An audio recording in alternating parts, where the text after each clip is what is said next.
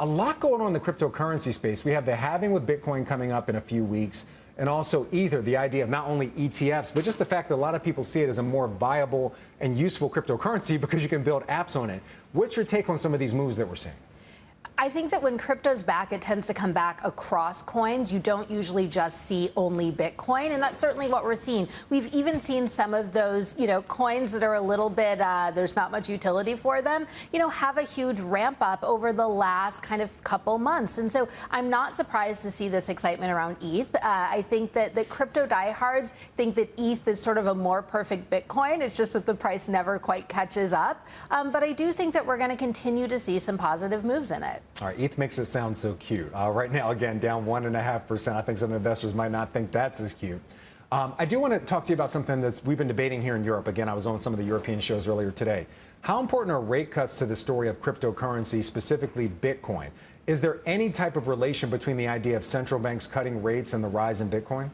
Bitcoin was supposed to be a non-correlated asset, and someday that might be true, but not anytime soon. I think that when rates go down, there's fewer places to get easy money. There's fewer places to get that safe money from sort of a sweep account or a money market. And so crypto looks like a kind of interesting, safe, relatively easy place to go. So it usually, as we get closer to rate cuts, we do find that people like Bitcoin more. But also, as we get closer to rate cuts, it means, the economy is doing some things that tends to mean that there's more sort of retail investor money going into Bitcoin as well. So you mentioned retail investor money. Let's also talk about investor money, not only when it comes to Bitcoin, but also Ether. Again, the idea of an ETF for Ether coming up, also the halving.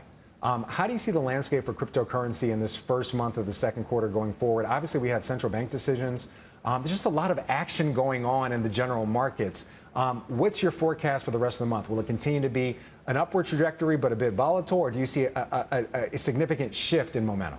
One thing you always have to remember about these bigger cryptocurrencies is there are people who bought in at truly kind of zero per coin, and some of them are still holding. And so when you see these highs, you often see a little bit of a dip right after, because the ability to lock in a gain at 7,000 or 70,000 a Bitcoin when you mined it for $1 10 years ago is really, really, really tempting. And so I tend to see that when we do hit a new price floor, we often almost immediately see a dip. And I don't think that that's indicative of much more than people smartly looking at what they stand to make and locking in some gains. So I think it's going to continue to sort of go up and go down a little bit, but the overall trend line is clearly up and to the right. All right, you know what?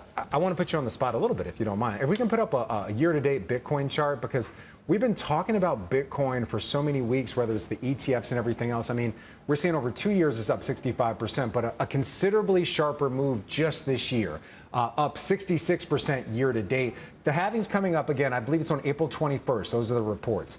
If you're somebody who's been on the sidelines about Bitcoin, you don't know about it, is this your potential to try to get in and make some money? Do you see the halving having a significant impact on an upside move that, as a lot of people are speculating, it will?